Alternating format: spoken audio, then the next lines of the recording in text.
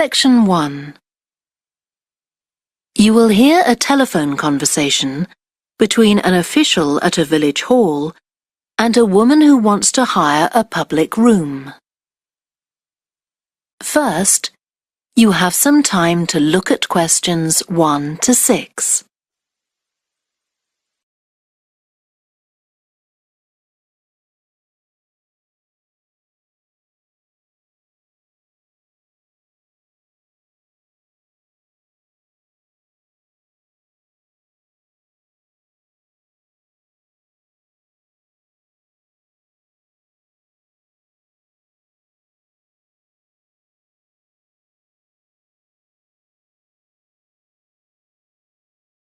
You will see that there is an example that has been done for you. On this occasion only, the conversation relating to this will be played first. Hello? Oh, hello. I wanted to inquire about hiring a room in the village hall for the evening of September the 1st. Let me just see. Yes, we have both rooms available that evening.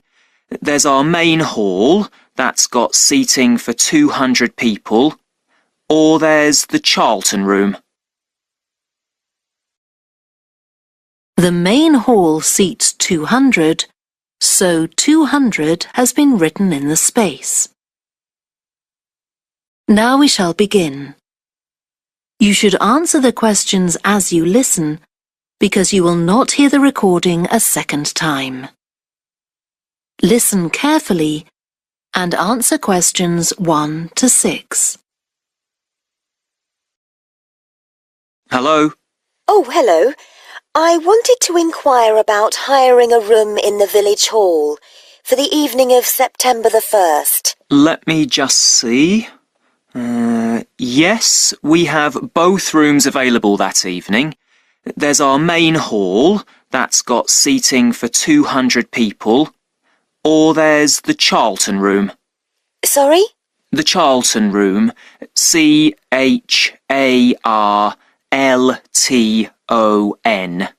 That's got seating for up to 100. Well, we're organising a dinner to raise money for a charity, and we're hoping for at least 150 people. So I think we'll go for the main hall. How much would that cost? Let's see. You wanted it for the evening of September the 1st? Yes, that's a Saturday. So from 6 p.m. to midnight, that'd be £115. That's the weekend price. It's £75 on weekdays. That's all right. And I have to tell you, there's also a deposit of £250, which is returnable, of course, as long as there's no damage. But we do insist that this is paid in cash. We don't take cards for that. You can pay the actual rent of the room however you like, though. Cash, credit card, cheque. Oh, well, I suppose that's okay. So, does the charge include use of tables and chairs and so on? Oh, yes. And what about parking? Yeah, that's all included. The only thing that isn't included is, you said you were organising a dinner? Yeah. Well, you'll have to pay extra for the kitchen if you want to use that. It's £25. It's got very good facilities, good quality cookers and fridges and so on. OK. Well, I suppose that's all right. We can cover the cost in our entry charges. Right, so I'll make a note of that. Now, there are just 1 or 2 things you need to think about before the event. For example, you'll have to see about getting a licence if you're planning to have any music during the meal. Oh, really? It's quite straightforward. I'll give you the details later on. And about a week or 10 days before your event, you'll need to contact the caretaker, that's Mr. Evans, to make the arrangements for entry. He'll sort that out with you. And do I give him the payment as well? No, you do that directly with me.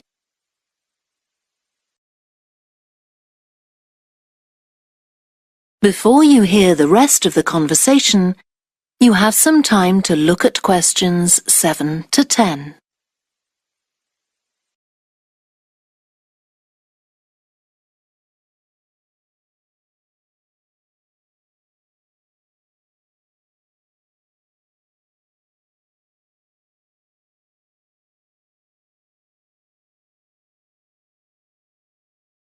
Now listen and answer questions 7 to 10.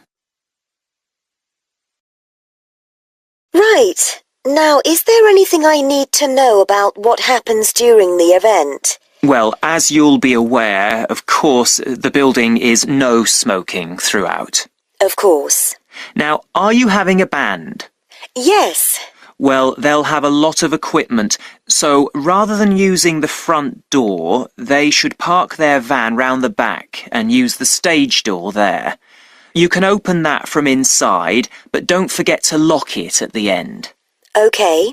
And talking of bands, I'm sure I don't need to tell you this, but you must make sure that no one fiddles about with the black box by the fire door. That's a system that cuts in when the volume reaches a certain level. It's a legal requirement. Sure. Anyway, we want people to be able to talk to one another, so we don't want anything too loud. Oh, that reminds me. We'll be having speeches. Are there any microphones available? Yep, just let the caretaker know. He'll get those for you. Right, now, when the event is over, we do ask that the premises are left in good condition. So there's a locked cupboard, and you'll be informed of the code you need to open that. It's got all the cleaning equipment, brushes and detergent and so on. Right. So what do we need to do after everyone's gone? Sweep the floors, I suppose? Well, actually, they have to be washed, not just swept. Then you'll be provided with black plastic bags, so all the rubbish must be collected up and left outside the door. Of course. We'll make sure everything's left tidy. Oh, and I forgot to ask. I presume we can have decorations in the room? Yes, but you must take them down afterwards. Sure.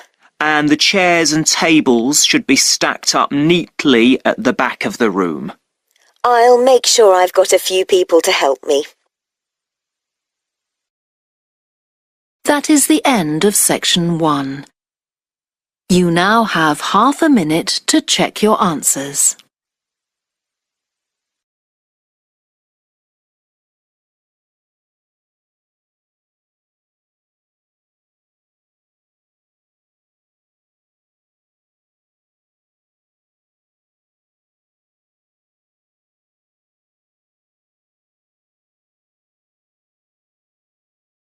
Section 2. You will hear a guide talking to a group of visitors to a farm. First, you have some time to look at questions 11 to 14.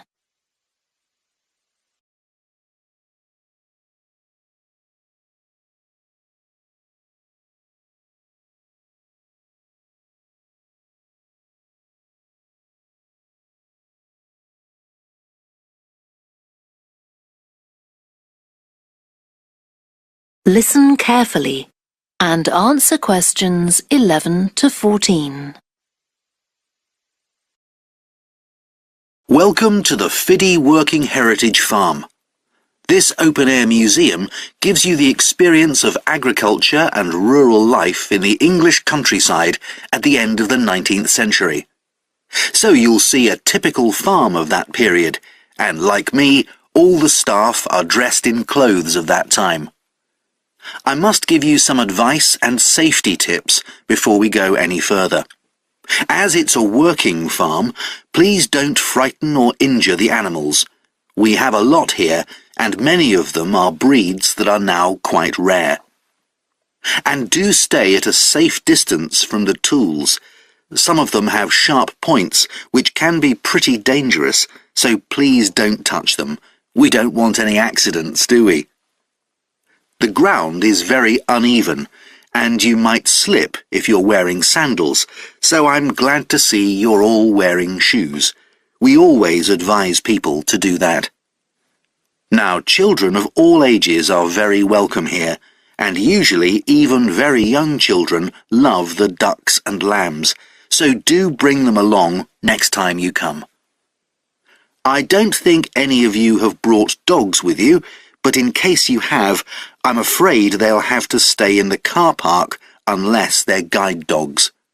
I'm sure you'll understand that they could cause a lot of problems on a farm. Before you hear the rest of the talk, you have some time to look at questions 15 to 20.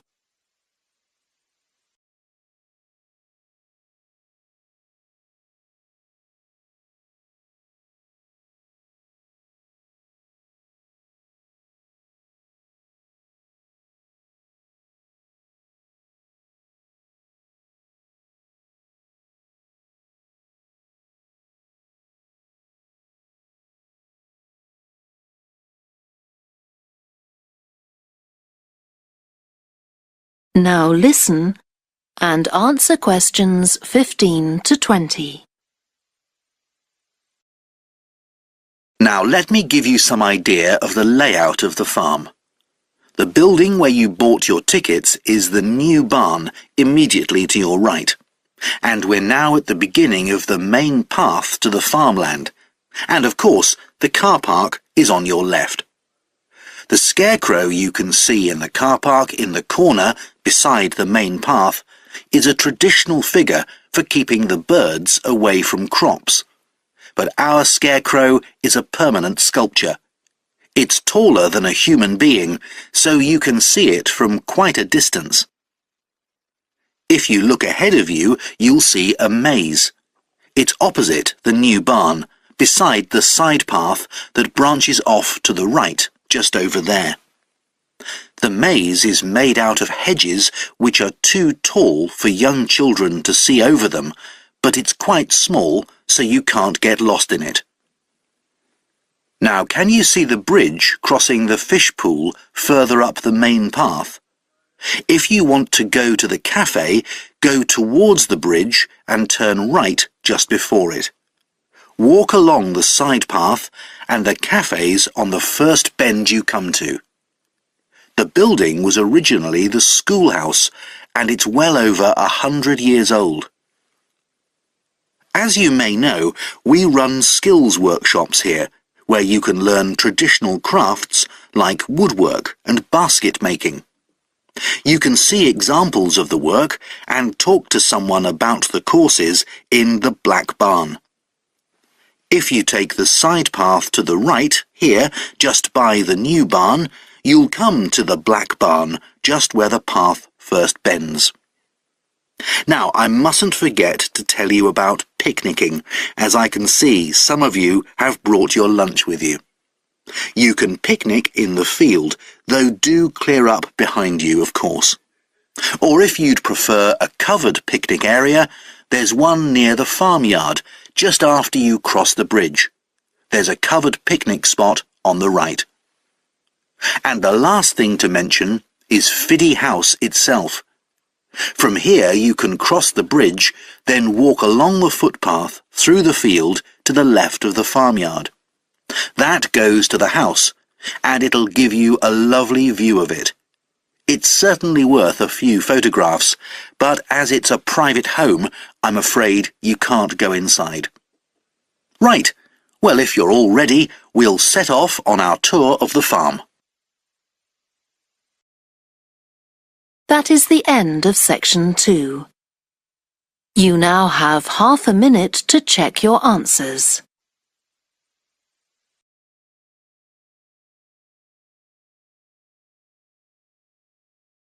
Section 4. You will hear part of a student presentation about the variety of different species that live in the world's oceans.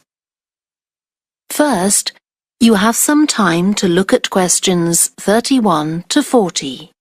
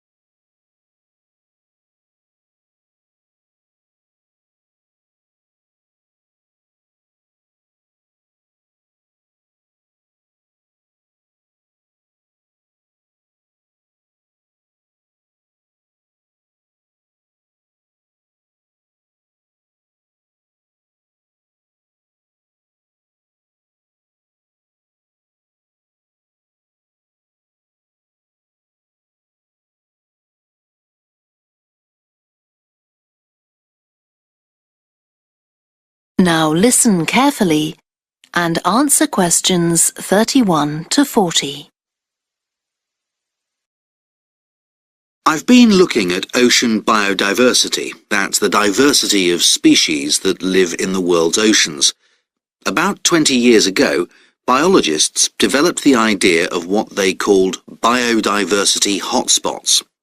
These are the areas which have the greatest mixture of species. So one example is Madagascar. These hotspots are significant because they allow us to locate key areas for focusing efforts at conservation. Biologists can identify hotspots on land fairly easily, but until recently, very little was known about species distribution and diversity in the oceans, and no one even knew if hotspots existed there. Then a Canadian biologist called Boris Worm did some research in 2005 on data on ocean species that he got from the fishing industry. Worm located 5 hotspots for large ocean predators, like sharks, and looked at what they had in common. The main thing he'd expected to find was that they had very high concentrations of food, but to his surprise, that was only true for 4 of the hotspots. The remaining hotspot was quite badly off in that regard. But what he did find was that in all cases, the water at the surface of the ocean had relatively high temperatures, even when it was cool at greater depths. So this seemed to be a factor in supporting a diverse range of these large predators. However, this wasn't enough on its own, because he also found that the water needed to have enough oxygen in it. So these 2 factors seemed necessary to support the high metabolic rate of these large fish. A couple of years later, in 2007, a researcher called Lisa Balance, who was working in California, also started looking for ocean hotspots, but not for fish. What she was interested in was marine mammals, things like seals. And she found 3 places in the oceans which were hotspots, and what these had in common was that these hotspots were all located at boundaries between ocean currents. And this seems to be the sort of place that has lots of the plankton that some of these species feed on. So now people who want to protect the species that are endangered need to get as much information as possible. For example, there's an international project called the Census of Marine Life. They've been surveying oceans all over the world, including the Arctic. One thing they found there, which stunned other researchers, was that there were large numbers of species which live below the ice, sometimes under a layer up to 20 meters thick. Some of these species had never been seen before. They've even found species of octopus living in these conditions. And other scientists working on the same project but researching very different habitats on the ocean floor have found large numbers of species congregating around volcanoes, attracted to them by the warmth and nutrients there.